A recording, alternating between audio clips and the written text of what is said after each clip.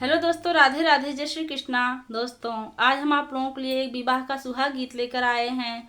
आप लोग वीडियो को लास्ट तक देखिए और जैसा भी होगा कमेंट में ज़रूर बताइएगा।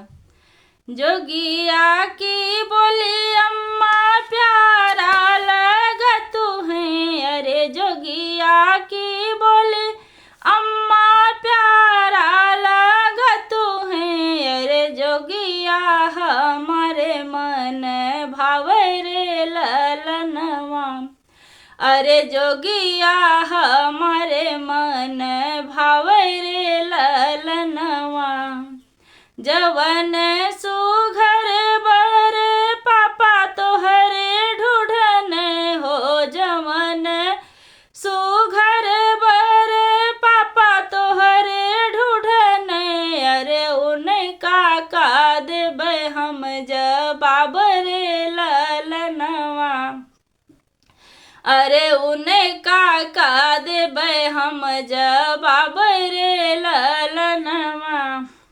बिटिया हमारी बेटा जोगिन भैनी हो, बिटिया हमारी बेटा जोगिन भैनी, अरे हवे जवाब दई दिहु मोरी अम्मा।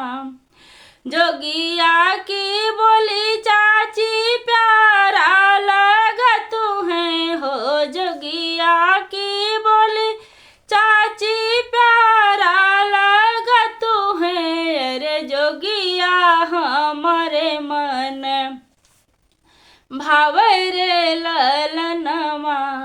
जवन सुघर बर चाचा तोहरे ढूढ़न हो, जवन सुघर बर चाचा तोहरे ढूढ़न, अरे उनका का देबै हम जवाब रे ललनवा, अरे उनका का देबै हम जवाब रे ललनवा।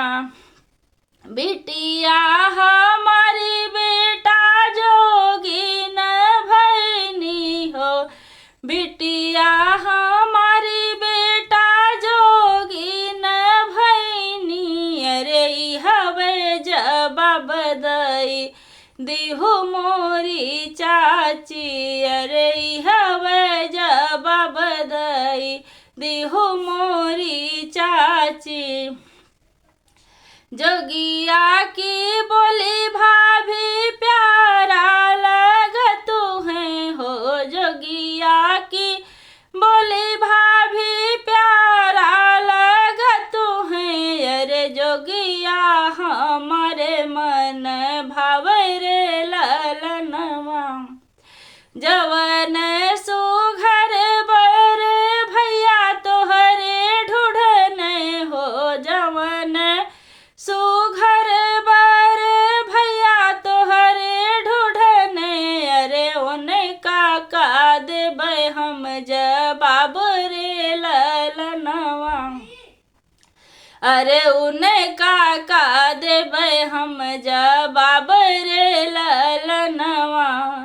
ननदी हमारी भैया जोगिन बन गई, ननदी हमारी भैया जोगिन बन गई, हवे जवाब दई दिहु मोरी भाभी, अरे हवे